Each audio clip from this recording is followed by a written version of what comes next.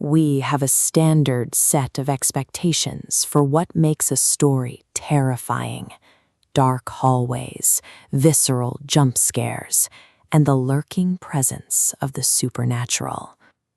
But for most people, the actual nightmare fuel is much more mundane. It's an unread work email on a Saturday. It's the pressure of parallel parking with an audience. It's the realization that your situationship already has a girlfriend. TikTok users are now cataloging these everyday anxieties through a viral list format titled My Top 5 Horror Movies.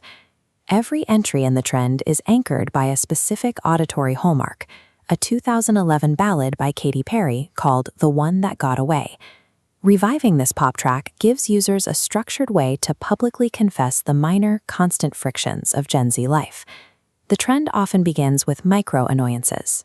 Users list the social dread of an unexpected phone call, the frustration of a wrong coffee order, or the excruciating wait for a single chin hair to grow long enough to tweeze.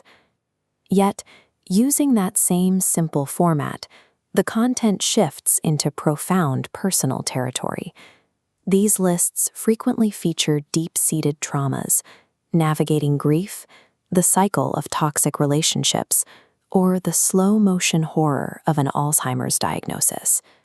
The format is so effective that even corporate marketing teams have started using it to highlight consumer pain points, framing a lack of nearby storefronts as their own version of a slasher flick.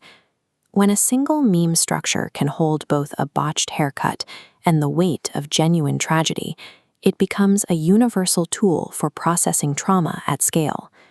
Academic researchers are now looking at this behavior through the lens of art therapy, specifically citing how meme creation functions as a primary method for communicating stress.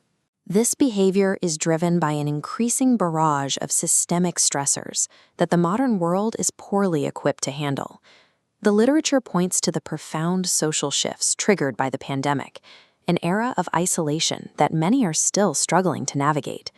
Compounding these stressors is a critical lack of time. As anxiety triggers increase, the hours required to healthily process that stress have dropped.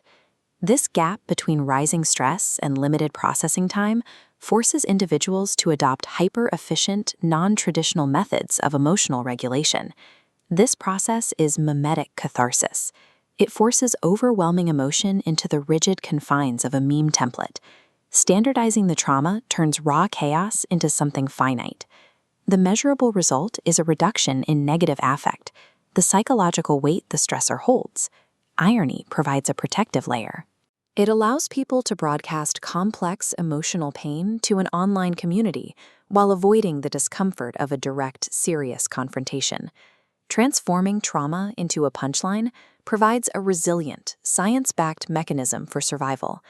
Every time a user selects that Katy Perry audio, they are mapping their distinct, private history onto a sound shared by millions of others. Seeing a highly specific, deeply personal fear mirrored by thousands of strangers creates a sudden, powerful linking effect. This audio template helps strip away the isolation of modern anxiety. It demonstrates that our private nightmares are actually part of a collective experience. Traditional expectations of psychological coping often clash with the reality of how Gen Z uses social media for self-regulation. In an era of constant systemic burnout, digital humor has become an essential form of modern medicine. Dressing up real-life horrors in cinematic costumes is a proactive survival tactic, a way to exert control over the things that scare us. We cannot eliminate the daily monsters of modern existence, but uniting through shared digital humor permanently strips them of their power.